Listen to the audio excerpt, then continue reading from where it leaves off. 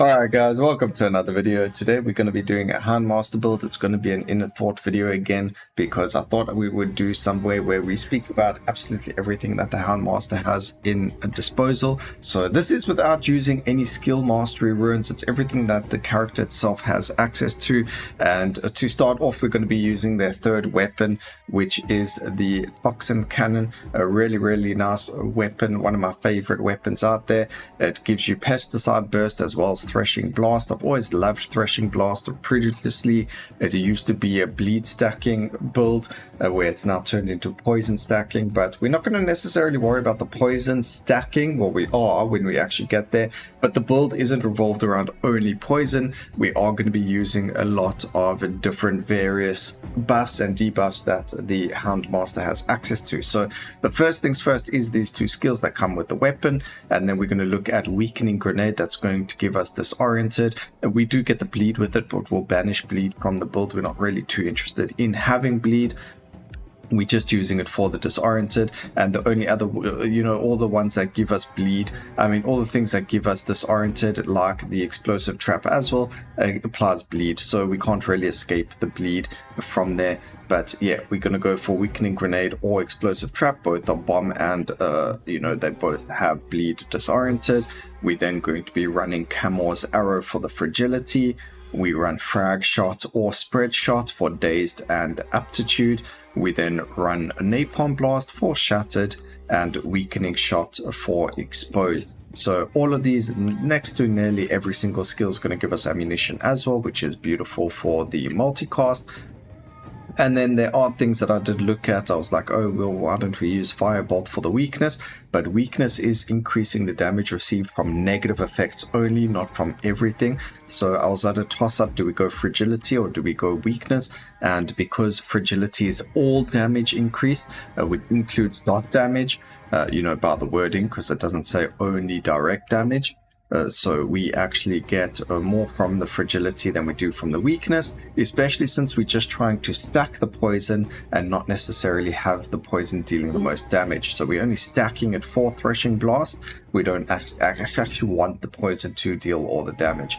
But for our runes, we have Weapon Expert again, so we can start with the two starting skills, a Reroll Mastery and Endless Refill. We are going to have a lot of rerolls that we're probably not going to be using in this run.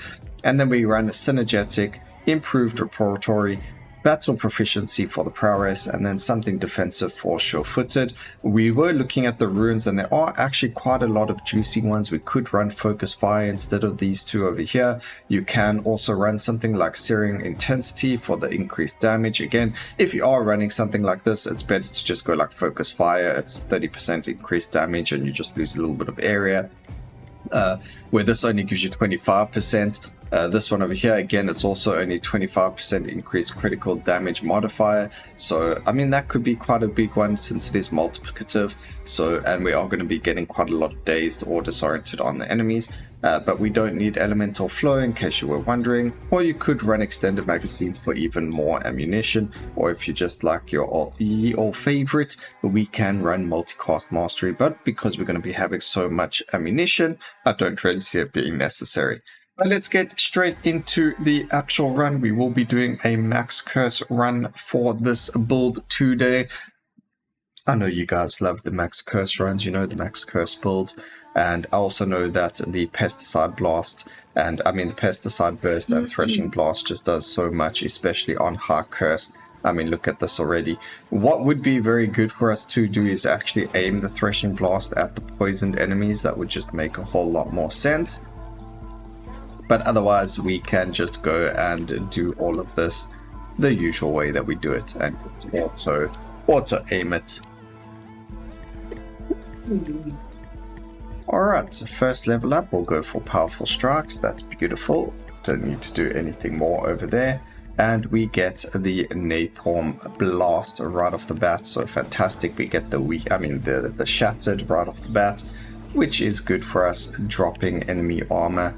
Very good for the early stages, but once you get to like the Overlord 11, 12, 13, you no longer need Shattered because the armor cap, the amount of armor reduction you get kind of becomes null and void, and therefore it's better to try and get other things that are going to increase the amount of damage you have. Over here, we're actually going to grab ourselves an expansive that's going to help us a little bit over there. We do get the damage increase on absolutely everything because they are all burst. Is that? No, that's frontal, sorry. So we're going to grab that. That should affect us in many different good ways. We found spread shot first, so we are going to take it. It is frontal as well, which is great. And then we get force of nature, which is your nature to all other skills. And then we're going to go for general damage upgrade. 15% on all skills is better than 30% on one skill, just in this case. So we grab the rare general upgrade, and that's going to help us over there. Also, our doggos are going to be dealing quite a lot of damage, and that's one of the reasons Houndmaster is relatively strong, especially for your low overlord cycle builds, because you've got the doggos there to help you. Alright, there's Camor's arrow. We do get the increased poison, which is great. We can go for increased damage. Flamethrower is a really good one to go for as well if you want to get stacks of poison, but we're not running that kind of build today. We're trying to get everything that we can. There we go, we got weakening grenade, and now we just need the final skill, which was weakening shot. So that was pretty easy to get all the skills. We got everything we wanted.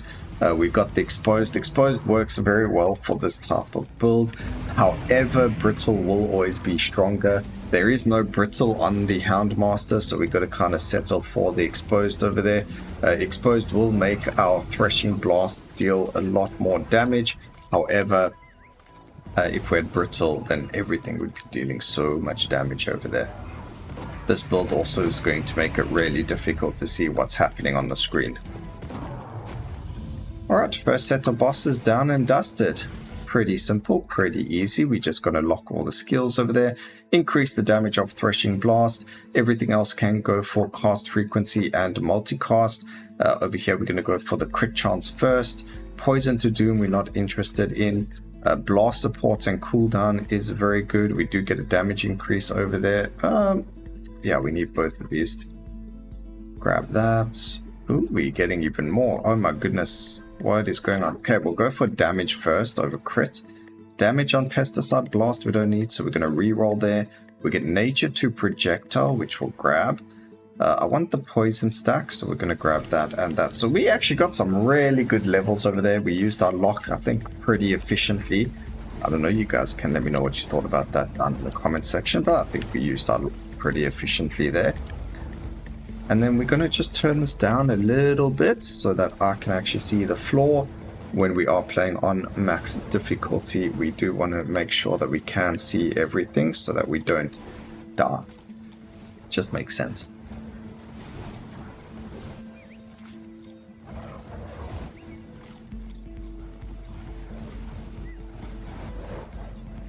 Alright, perfect.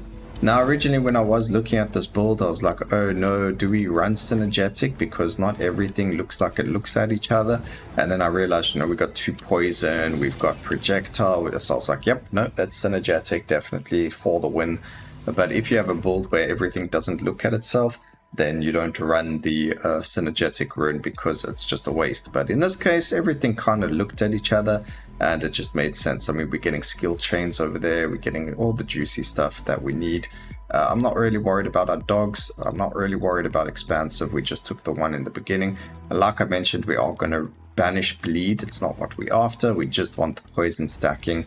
And even then, we're not really too worried about stacking too much right now. Of course, the more you have, the more damage we're going to deal. But we actually have to kind of run away here and get rid of this totem first. I mean, we could kill the bosses first with just 1 up. But 20% damage reduction is a big amount, so let's just get rid of it. Alright, their beams should be over, although they just kind of started it again.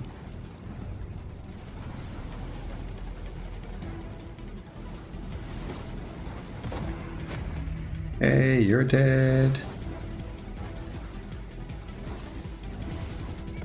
You're dead.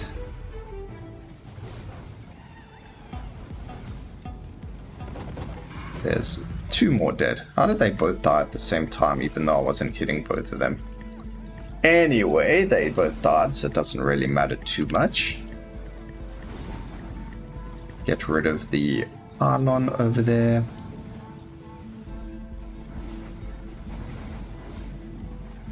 Another one just spawned, so we're going to go and destroy that one as well. These Pylons do leave quite a lot of, you know, area of effects for us to have to dodge, so kind of getting rid of them is okay. It does mean that we will spend a lot more time in the run, but it's not really the end of the world. The point is to make a strong build, not necessarily be the fastest build. So some builds, they do struggle to finish the max curse a lot faster than other builds, but then they perform a lot better as you keep playing, which is really, really cool. So each build, I think they've made it this time, so there's a lot more freedom in building. You don't necessarily have to use Earthquake every single run. There's a whole lot of different skills and, you know, chances to be stronger. Cast frequency is a very big one, so that's why we're going with it over there. Even going over here for the rare block. So I'm actually going to lock that. So that block is really nice to grab, plus 12. So we are going to grab that, grab more poison. We get another plus 8 over there, another plus 8. And that's just going to help us a little bit defensively. You never know when you might get that really good RNG block that could save your life. So getting some form of block and armor is going to be really good. Armor especially for the high overlords, but block just for everything, because you can block any attack in the game. There is no attack that is unblockable, so it just makes sense to grab block over armor. Alright, all three are dead. We just got the last boss thing. Gosh, I was stuck on the wall over there. One of the reasons I hate the Dungeons of Despair is getting stuck on walls. Alright, so Void Presence probably killed all of our dogs, although I don't see any of them with 0 life sitting by us, so that's good. Okay, grab some life. We do have Dazed, so we are going to be applying more crit, but we've got enough crit damage. We do need a little bit more crit for our stat sheets. That would be fantastic. We can grab ourselves poison. We don't need the poison damage. Area of effect's fine. Blast support's good. Cast frequency is fantastic. So again, we're not focusing on poison damage. I'm fine with getting rid of our poison deals more damage. We're just looking at Threshing Blast, dealing the most damage it can, using poison as a catalyst for its damage. So the poison doesn't have to do damage, we just need to be able to apply it so that we can do more damage with our skill, if that makes sense. Look, the build itself, you can go if you wanted and increase the poison, so you kind of got like a double damage number kind of thing going on there. But for the sake of this and for what my basis of the build is, I'm not wanting poison. I don't want the poison damage, I just want the poison stacks. Okay, damage, of course, and then we can go cast frequency on this is going to be a little bit better because we want the more dazed and aptitude, and then we go multicast there, grabbing another swift as well for the dodge. Of course, having dodge is the best defense. Not getting hit is better than being hit and hoping you block it.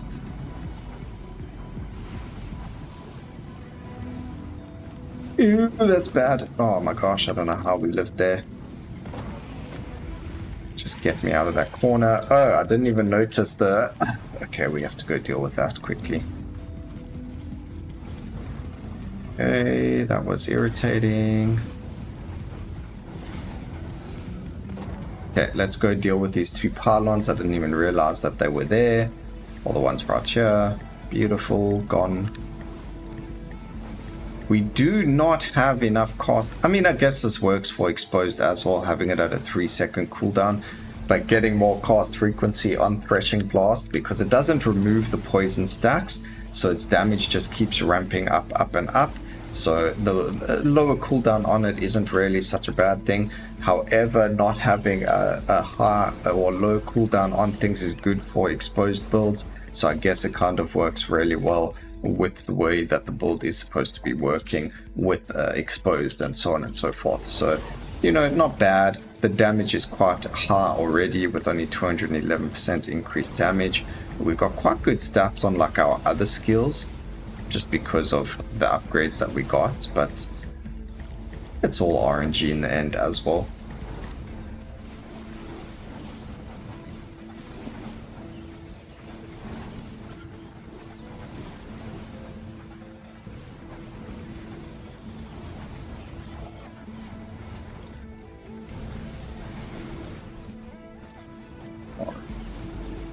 Let's go.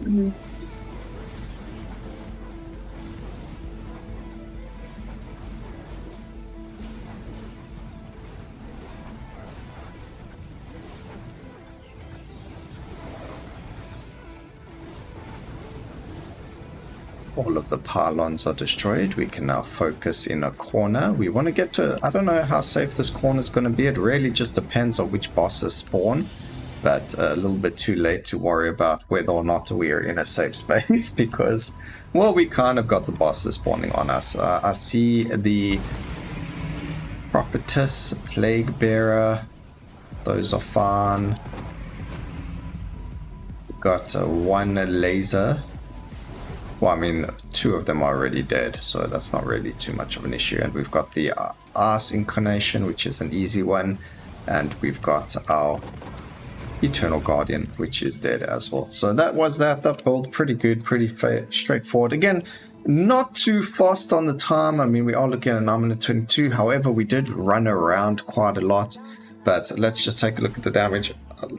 Threshing Blast should do way more damage. Fantastic, works just the way that we wanted it to. 509 million damage because of overkill, but that is huge. Nearly 1 billion damage over there, and we've also got the 99 million damage coming from Spread Shot. So Spread Shot actually dealing quite a decent chunk of damage. The total DPS is not far behind Threshing Blast, and Camor's Arrow also dealing quite a decent amount of damage. Even though they hit for far less than, you know, our Spread Shots. So, you know, if the cooldown was a lot lower, it would have hit more and therefore done even more damage, but it is what it is. I hope you all enjoyed the video. Please remember to like, comment, and subscribe for more videos like this in the future. And always remember, keep safe, survivors. Until next time, cheers.